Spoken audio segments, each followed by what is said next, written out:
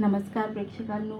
कमळी या मालिकेच्या आजच्या भागामध्ये खूप धमाकेदार आणि जबरदस्त ट्विस्ट घडताना आपल्याला पाहायला मिळणार आहे. प्रेक्षकांनो, आता मालिकेमध्ये काही वेगळंच वळण पाहायला मिळणार आहे. तर आतापर्यंत जी गौरी आपण सर्व प्रेक्षक वर्ग मृत्यू पावलेली आहे असं समजत होतो, तर ती चक्क आता नयनताराच्या मदतीने आता खूप मोठा डाव खेळत आता चक्क नयनताराच्या मदतीने अन्नपूर्णा निवासमध्ये पोचलेली आहे. तर हो, हे घडलं तरी कसं आणि सविस्तर आपण या व्हिडिओद्वारे पाहणार आहोत. म्हणून प्रेक्षकांनो, व्हिडिओ शेवटपर्यंत पहा आणि आवडल्यास लाईक आणि चॅनलवर नवीन असाल तर नक्की सबस्क्राईब करा. इकडे मात्र जखमी आणि खूप जिवंत अवस्थेमध्ये आता जेव्हा गौरी मुंबईमध्ये येते, तर ती आता नयनताराच्या घरी जाते. तेव्हा नयनतारा आता एका माणुसकीने नयनताराच्या घरी जाते. तेव्हा माणुसकीने आता नयनतारा विचारते की साधना, तू जिवंत कशी ग? अगं, तुला माहिती आहे का, कमळी तुला किती शोधत आहे आणि तू माझ्या इथं काय करतेस? जा तुझ्या मुलीच्या इथं जा. तेव्हा आता इकडे साधना बोलते की हे बघा नयनतारा मॅडम, मी या एवढ्या जखमी अवस्थेत तुमच्या इकडे आली म्हणजे मला काही ना काही तुमच्याशी काम आहे ना. मला तुमच्या मदतीची आवश्यकता आहे. खरंच मी हात जोडते, तुम्हीच फक्त माझी मदत करू शकता.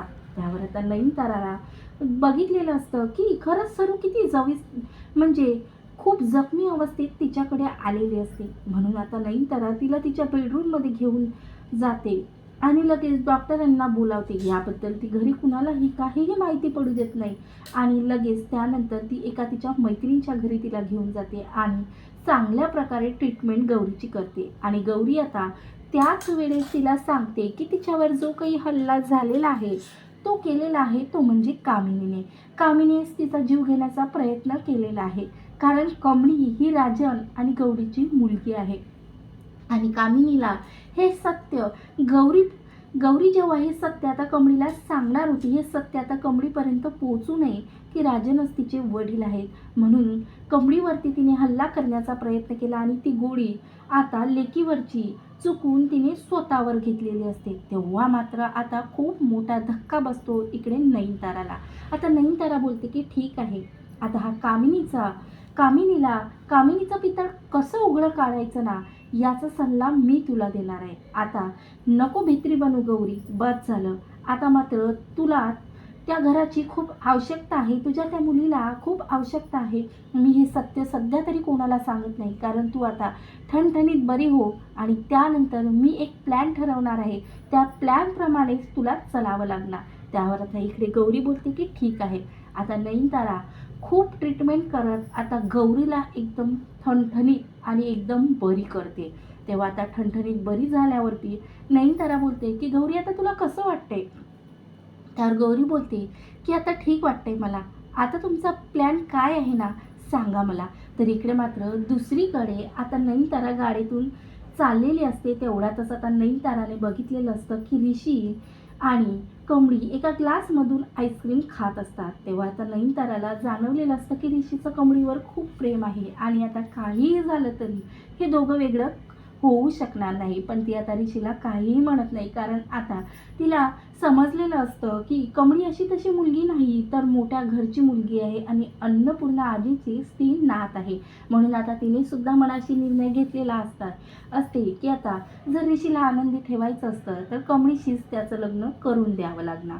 त्यावर इकडे आता लगेच गौरीला बोलते की आज संध्याकाळी काहीही झालं तरी आपल्याला आता अन्नपूर्णा निवासमध्ये जावं लागणार आणि अन्नपूर्णा निवासमध्ये जाऊन सरळ तुला कामिनीच्या रूममध्ये जाऊन तिच्यावरती हल्ला करायचा आहे आणि त्यानंतर आता काय करायचं, काय बोलायचं हे मी बघणार आहे.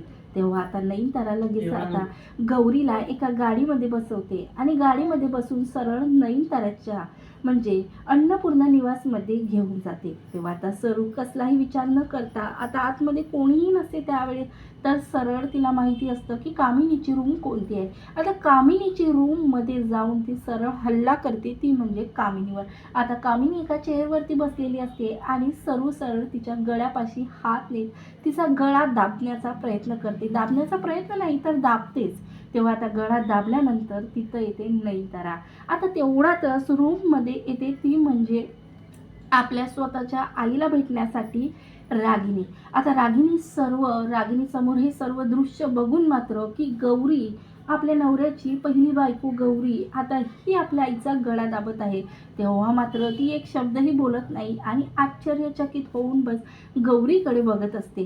तर इकडे मात्र आता कामिनीचा डोळा लागलेला असतो, तर असं गळा दाबल्यानंतर आता समोर अशी गौरी दिसते. तर मात्र कामिनी डोळे उघडते आणि अक्षरशः आवाजही निघत नाही, कारण अक्षरशः समोर असते मृत पावलेली, अचानक जिवंत झालेली गौरी तिला समोर दिसते. तेव्हा मात्र आता खूप गळा दाबून झाल्यावर लगेच नयनतारा बोलते की थांब.